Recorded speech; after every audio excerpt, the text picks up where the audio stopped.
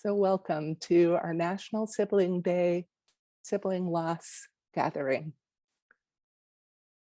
I have not experienced a sibling loss, but on days like today, I'm very sensitive to bereaved and grieving people who are often overlooked and excluded. As we'll talk about today, sibling loss is one of the most underappreciated losses.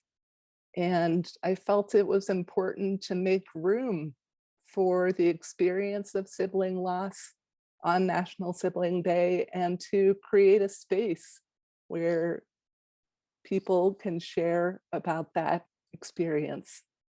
It's interesting to note, by the way, that National Sibling Day was founded by a bereaved sibling, Claudia Evart, who lost both of her siblings, Alan and Lisette. And she created this day as a way to celebrate the uniqueness of the sibling bond. I think it's so cool that a bereaved sibling did that. So this is our plan for today. I have some content to offer on sibling loss, but I offer that content in the spirit of giving you something to use to reflect on your own experience of sibling loss and grief.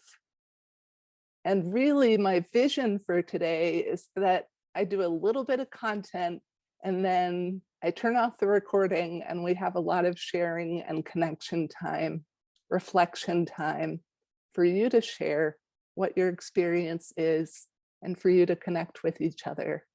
So again, if you would like to share, I will invite that. And if not, I certainly have plenty of content to geek out on. But I hope that this can be a place where you have a voice and where your experience really matters. Every time I give a presentation, I offer the caveat to take what you like from it and leave the rest. If anything I say doesn't resonate with you, isn't true for your experience, that is totally okay.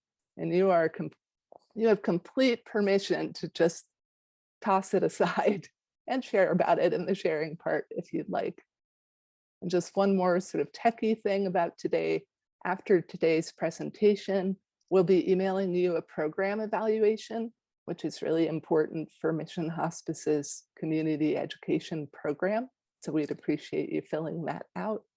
And with the evaluation will be the slides. So anything you see on here that you're like, oh, I want to make a note of that, the slides will be coming to you.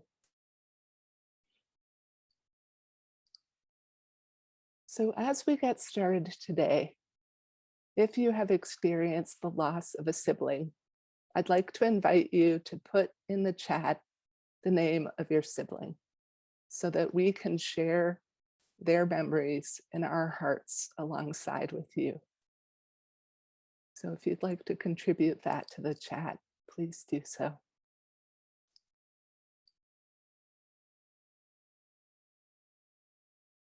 Thank you. Just watching these come in, opening our hearts to this experience and to these people. Thank you. So let's start with a poem. Thank you for continuing to put in the chat the names of your siblings. We'll start with a poem, and for the poem, just allow it to serve as a kind of demarcation point for your day, to set aside the activities you were doing before you got here, to put a pin in all the activities you have in mind for after this event. Just really allow yourself to arrive here and to claim this space and this time that is designed specifically for you. So the poem is by W.S. Merwin, and the title is Separation. Your absence has gone through me like thread through a needle. Everything I do is stitched with its color.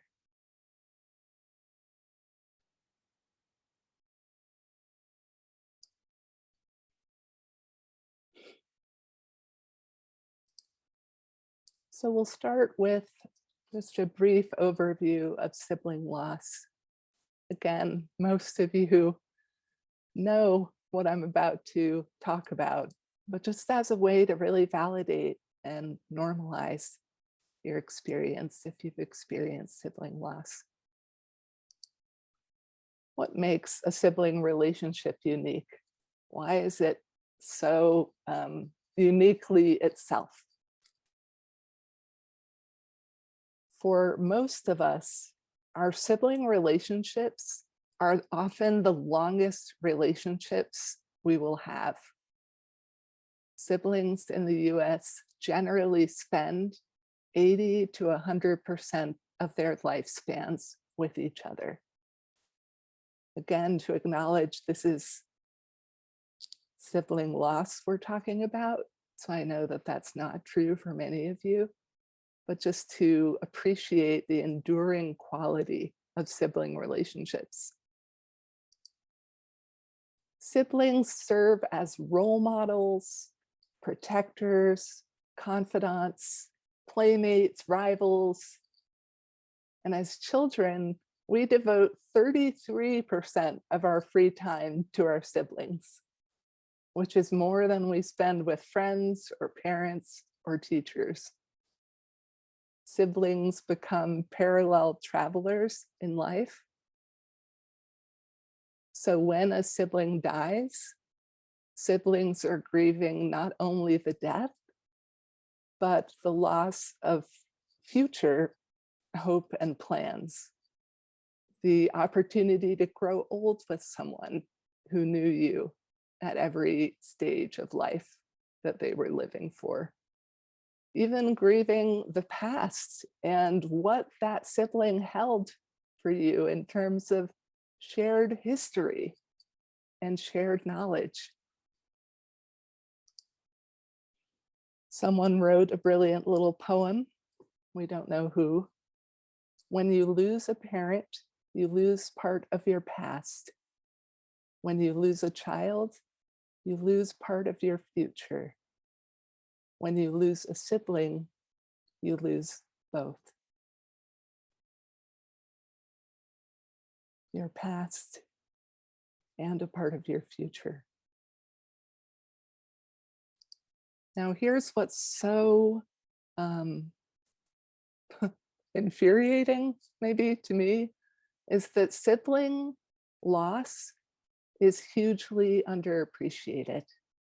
It's actually referred to in grief research and grief literature as a disenfranchised loss.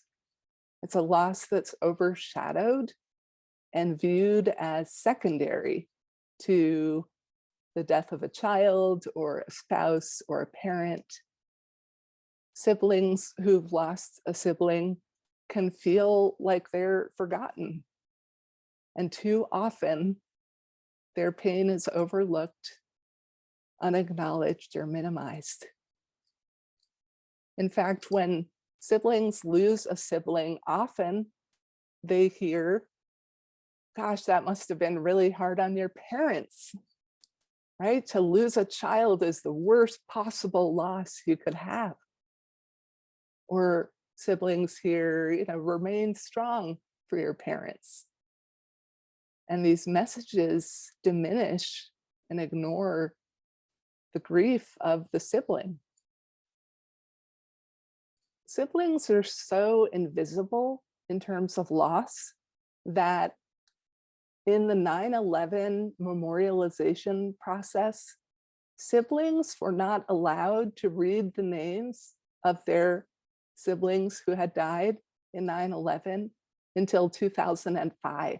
It took 4 years for siblings to be included in that ritual. So as I'm staring at this slide and thinking about these messages that are coming in, I'm curious about what messages you've received about your sibling loss. Feel free to share in the chat for now, or we can, in the sharing and reflection portion in a little bit, we'll talk about it. But what messages have you gotten as someone who has experienced a sibling loss? Anyone want to share in the chat? Feel free to do that. So those messages are insidious and very, very powerful in terms of our own relationship to our loss.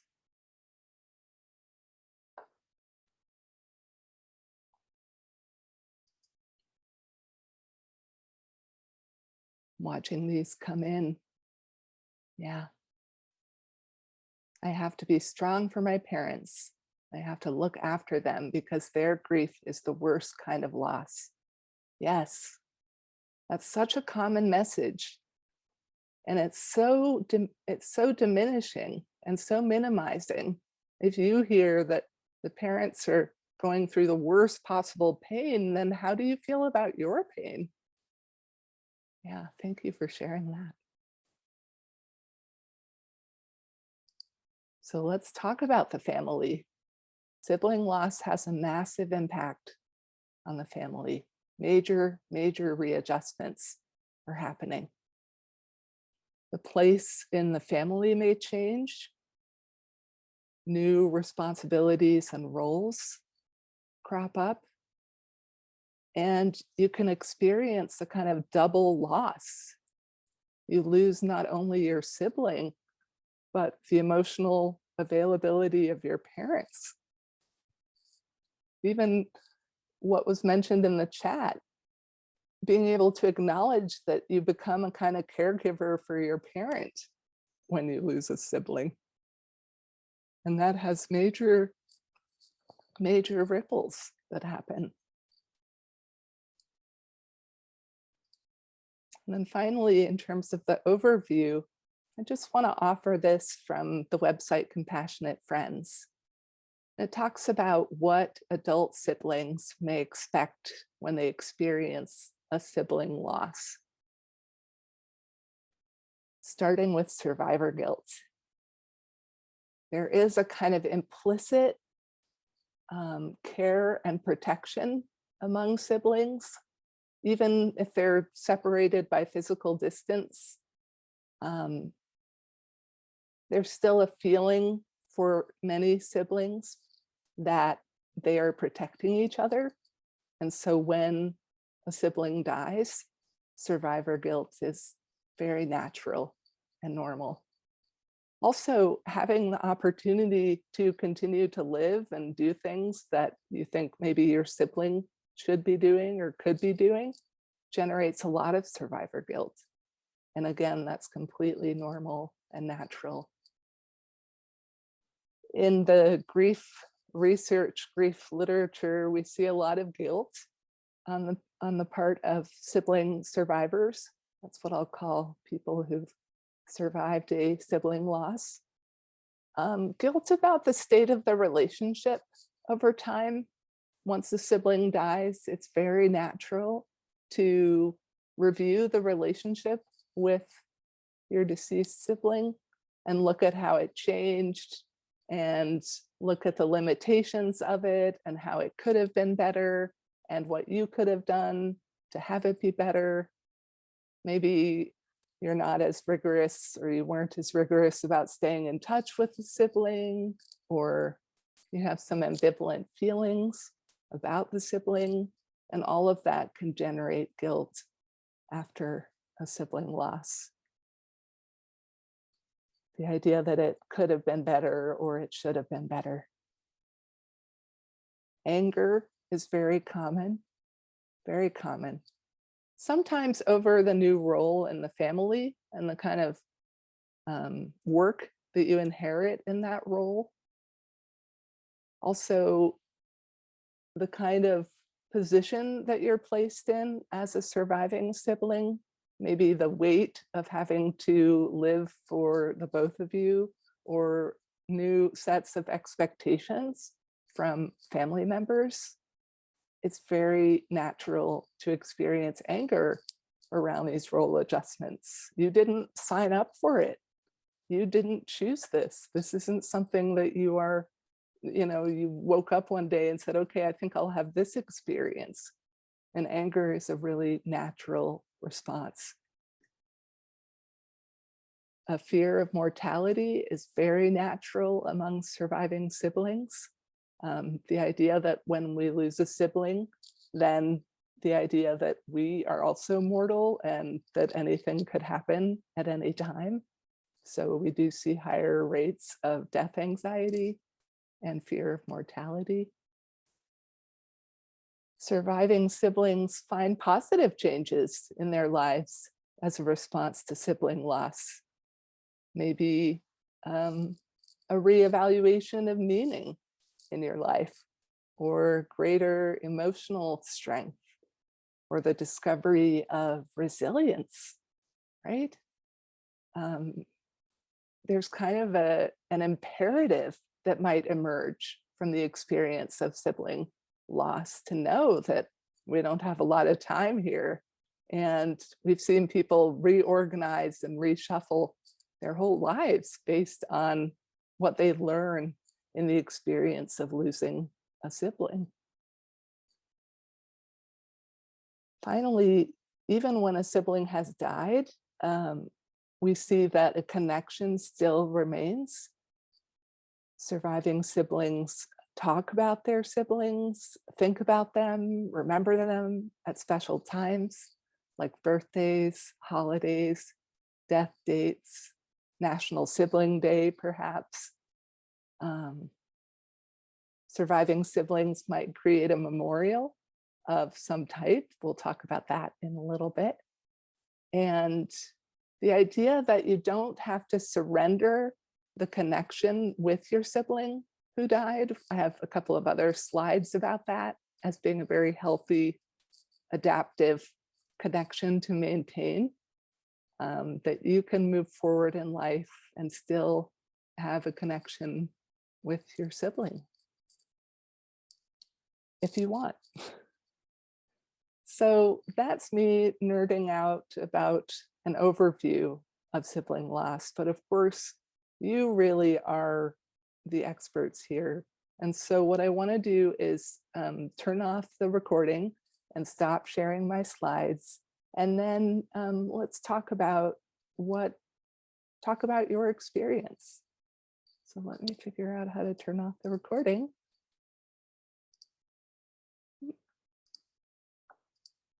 You want to start the... So the next portion of content I want to offer is about techniques and strategies to help cope with and work through sibling loss. And I tried to do my research on this section very specifically for siblings. There's a lot of wonderful content out there in the world about coping with loss, grieving, mourning. But for the focus of this presentation, I really searched for content that would be relevant specifically for siblings. And in a moment, I'll give a shout out to one of my mentors about that. But let's start with Dr. Alan Wohlfeld. He runs a center called the Center for Loss and Life Transition. And he's written a tremendous number of books about grief and mourning, one of which is in the resources section about healing the adult sibling's heart after loss. And it's got a bunch of great ideas about things that you can be doing to help cope and move through your grieving and mourning process. But I chose this slide of the tons of content that he has because he sort of wanted to highlight these tasks, if you will, for siblings. The first of which is to consider, and I would add appreciate, your unique relationship.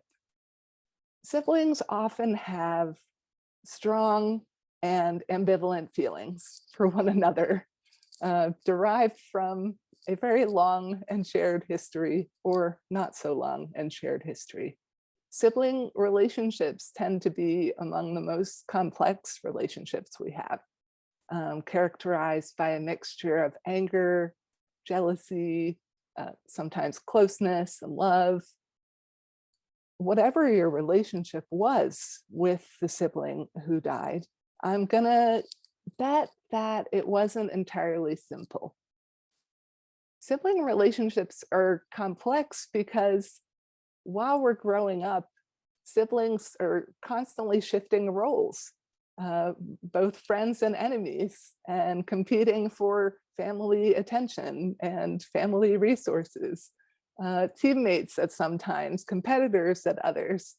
Uh, so there's really all of these are planting the seeds of a very complex, nuanced relationship. And to allow yourself to reflect on that relationship and the fullness of it and the richness of it, both in its history and in the form it was taking when your sibling passed, I think is particularly helpful. See, the second one is knowing that your sibling grief is important. Any loss that we experience is a significant one.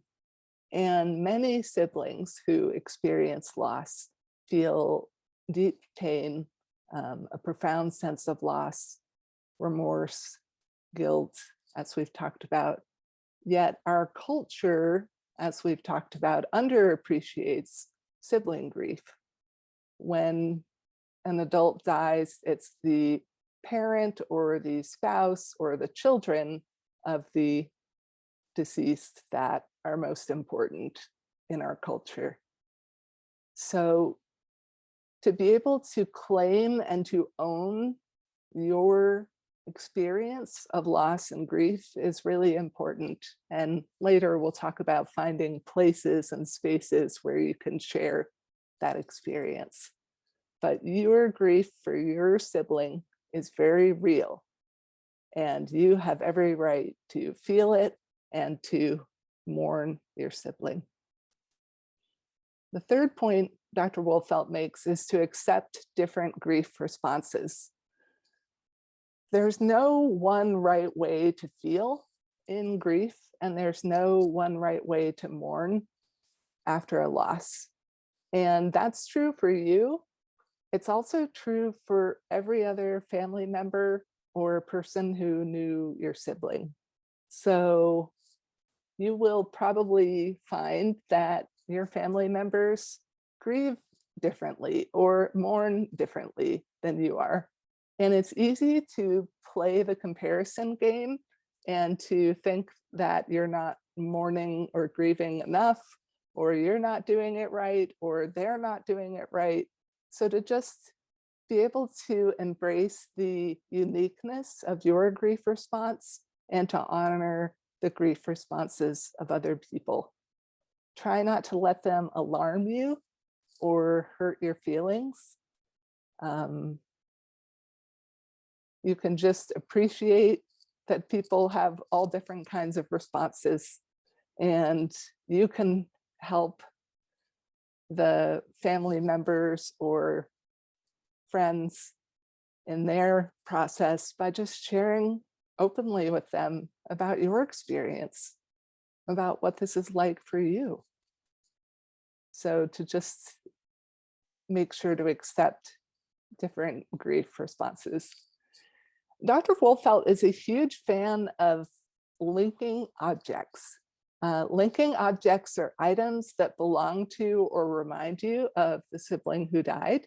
So this could be photographs, videos, CDs, ticket stubs, clothing, gifts you've received from them. All of these objects connect you to the sibling who died. These items can bring a whole range of feelings. You may feel happiness, you may feel sadness, you may feel regret, you may feel anger. Just know that linking objects connect you to the sibling, and that can evoke all kinds of feelings. But every time that we feel a feeling when we are grieving, we are actually healing. Every time that we can accept and allow a feeling to be present and to acknowledge it, and even, and importantly, to share it with someone else, we're taking one step in the healing, integration, restoration, reconciliation process, trying to wrap our heads around what happened and wrap our hearts around it. So he loves linking objects. He loves them. He has a big thing about, like, don't get rid of anything until you have some linking objects. But if you've already gotten rid of stuff, don't worry. He just is a big fan. Honor the sibling who died. This can take all different forms, and we'll talk about ritual in a little bit as a way to help you cope with the loss and heal. Sometimes people make memorial contributions to charities in the name of their sibling. Other people think about the siblings' loves and passions. What do they really enjoy? What would they really appreciate if a donation were made, or if some sort of token of that person's life were placed in a particular geographic place? There's all sorts of stuff: books to libraries, park benches, trees, plants. There are many, many forms to honor the sibling who died, and to take the opportunity to remember what was special about them. Dr. Wolfelt is concerned about twins. If you are a twin who lost a sibling, there is a particular level of devastation to that experience.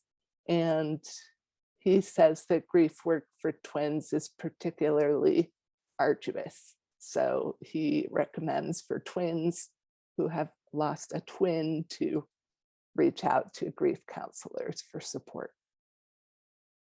His framework for what happens when we are grieving and mourning a lost loved one is the concept of reconciliation. So Dr. Wolfelt suggests that mourners, people who are grieving, don't recover from grief. Instead, they become reconciled to it.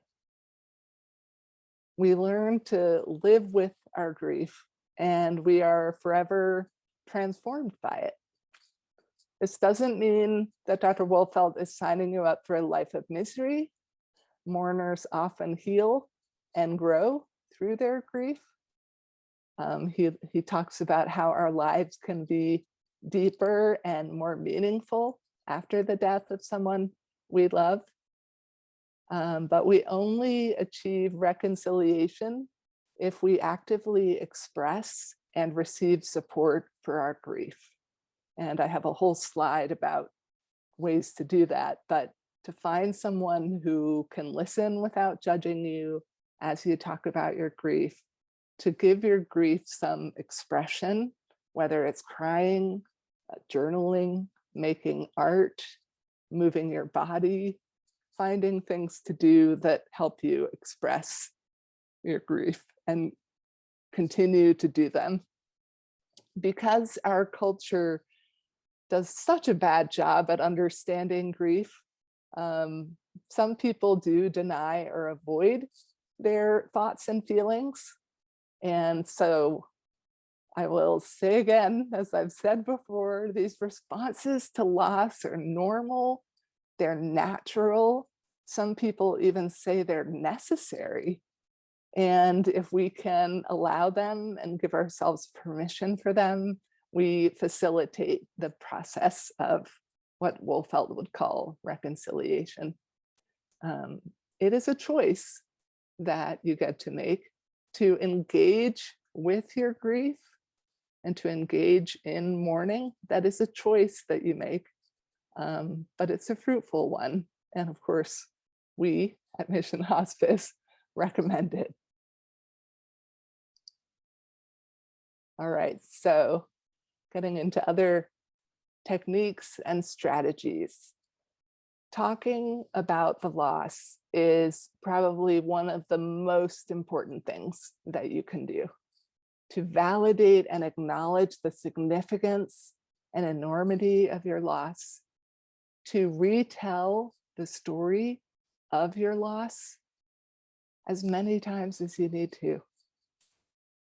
Really interesting that people we see in early grief often will tell their story in the first session when we see them, and will tell it over and over and over again. Because what's happening is that the loss is so boggling to our neurological system, our emotional system, our physiological system, that to accept the reality of the loss requires us to tell the story over and over, to try to wrap, as I said, our heads and our hearts around it. So you can tell the story as many times as you want, and you could even find a friend and be like, I'm just going to be telling you this story over and over, and get permission from someone so you don't have to feel self-conscious about it. And to share as much as you can. And then finally, to be present and listen to other bereaved siblings, as you have already today, as they talk about the loss. That facilitates integration of your experience. And meaning making, which is basically a concept of what does this experience mean for how you understand yourself and your family and the world around you. When we experience a loss, and especially a sibling loss, because it's often out of order, as we were talking about, we have a need to reconstruct meaning, to reconstruct what is going on, because it's the violation of the story that we've been telling ourselves. We have to write a new story, and that takes a long time. After a loss, it's for some a lifelong process of rewriting that story, but sharing with others and listening to others is a big part of that. All right, connecting with other people. So important as part of coping with and working through a sibling loss. Bereavement groups can be very helpful and help normalize your responses to loss. Know that in a bereavement group, you'll probably be in a group with a lot of people who've lost a spouse or a parent, and you may feel a little unique in your sibling loss experience. And you will do the work that we talked about of claiming your space and claiming your truth and your story and letting yourself be in the room and share. There are also particularly sibling loss support groups that you can Google, and I have a couple of online resources in the resources section. You can Google sibling loss support groups to be among other siblings who have experienced a loss. As I just said, websites and social media have a lot of resources and virtual online grief support communities out there. Just to highlight a couple of them for you, Open to Hope is an incredible resource. It's actually run by my mentor, Dr. Heidi Horsley, who gave me quite a bit of help with this presentation, just to give her a little shout out. She's incredible. She lost her sibling in her 20s, and she's made it her life's work, basically, to talk about sibling loss and to support other people who are experiencing it. It's Open to Hope. I'll make a plug for that. And then the Sound of the Siblings Facebook group is one place that is helpful. And I have some other resources at the end of the presentation. I see in the chat, someone is putting a shout out for TCF SIBS. I think that might be in my resources list too, but T as in Tom, C as in cat, F as in Frank, SIBS, that has a newsletter that's sent out every week that contains sibling meetings that are available that week with the meeting ID. So that's a wonderful resource. Thank you for sharing that in the chat. Connecting with others. The next tip is to explore your cultural and spiritual beliefs. I think that we can operate in a kind of acultural way where we're just doing life as we do it and getting through each day and doing what we need to do. But at times of loss, it's helpful to consider what treasure trove of insight or wisdom are you sitting on? What are the roots of your family? In what way could those roots support you and inform you as you move through grieving and mourning? Are there particular traditions that your culture observes? And would those traditions be helpful to you? I put the culture wheel into this slide because I wanted to highlight that culture is made up of all different kinds of things. It's not just what religion is your family, or it's, where did your family immigrate from, but really so much richness in culture. And to be able to kind of go on a treasure hunt and see, is there anything in there that could help you, that could support you? And also to research other traditions. I know a number of people have done a lot of research on Indigenous cultures and how they handle loss and grief and mourning, and derive a lot of meaning from their traditions. So to be able to go on a treasure hunt around not just your own culture, but how do other cultures handle it? And how could those traditions support you? I think I can't advance the slide without just commenting on also the fact that some cultures can impact you in your grief and loss experience in a way that might not be helpful. Some cultures have some beliefs that may not serve you, may not resonate with you. And so to just realize that you are the agent of your own experience and loss and grief and mourning, and you get to choose what is useful and what is not. Just like I said at the beginning of this presentation, if there's something in here that you think is helpful, take it. If not, toss it. I want to encourage you to approach the cultural exploration in a similar way. Rituals. I'm a huge fan of ritual, as are many, many, many grief educators and grief researchers. And I'm such a fan of it, I made a whole slide.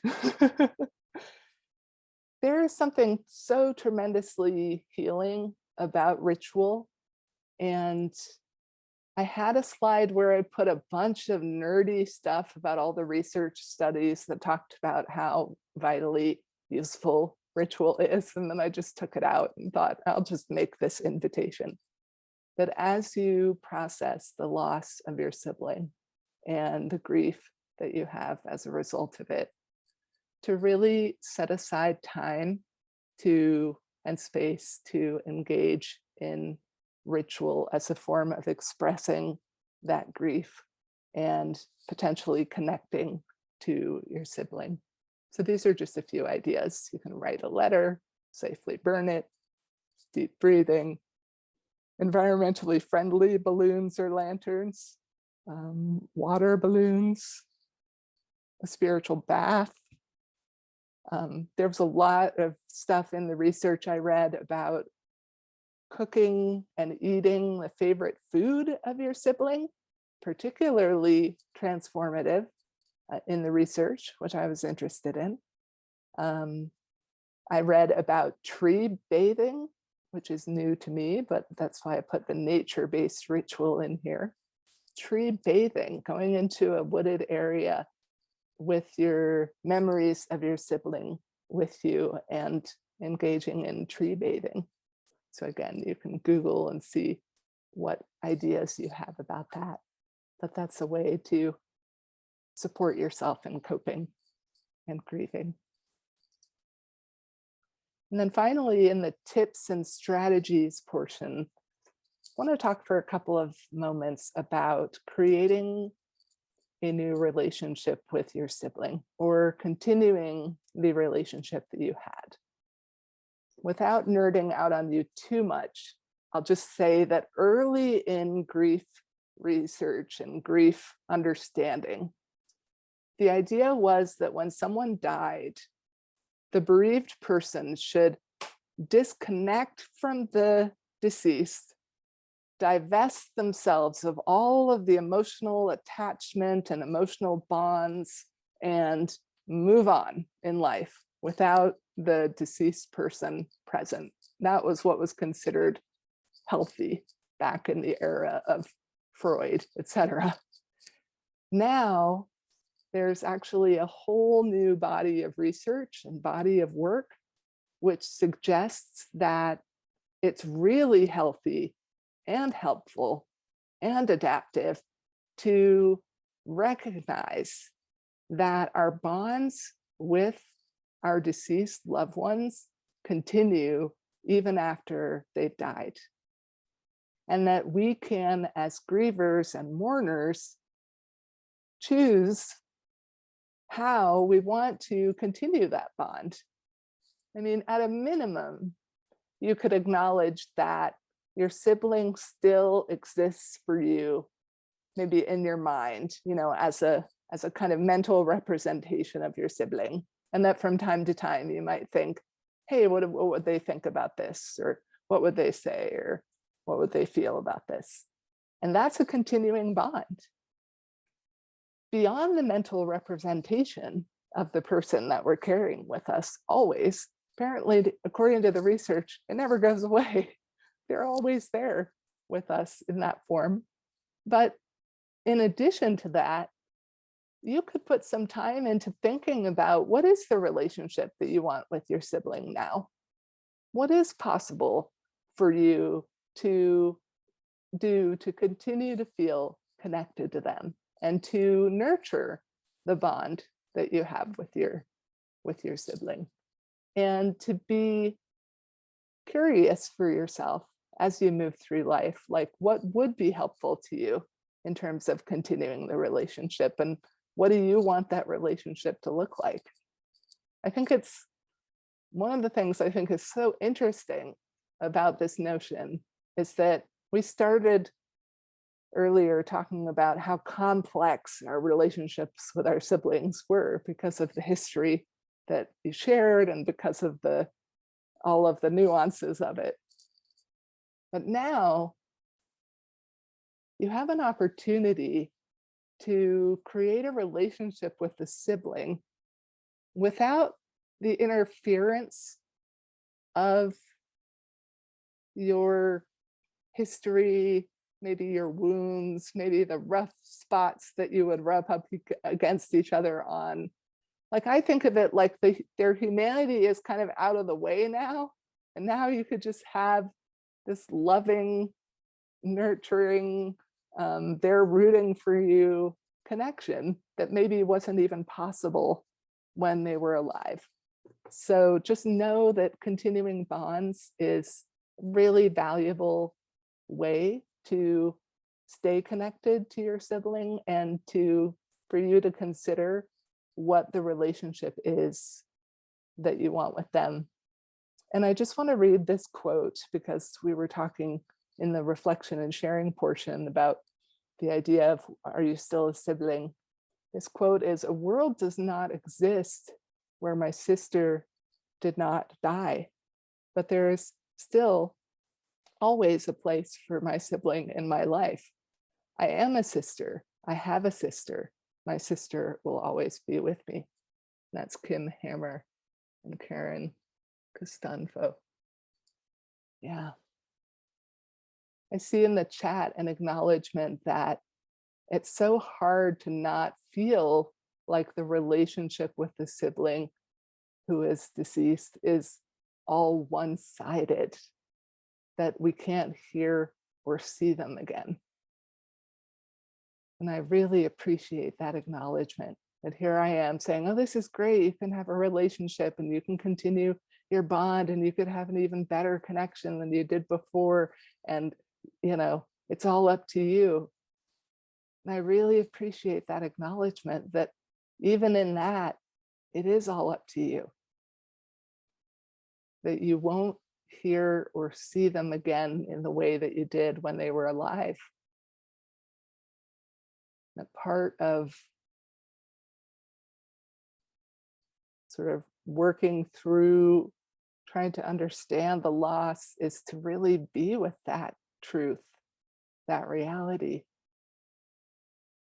It's so hard to feel like it's all one-sided. And of course, in our very creative grief work that people do with grievers, we have some workarounds for that. We do an exercise with grievers sometimes where we ask them to write a letter to the person that they're grieving and just say anything that they want to say, just share anything you want to share. And then we invite the person to write a letter back to themselves from the person they're grieving. And this is a free write experience, so you can't really let your head run the show, but to write a letter back. And really, so many people I've worked with have been really surprised by what happened when they wrote a letter back to themselves, especially when they use their non-dominant hand.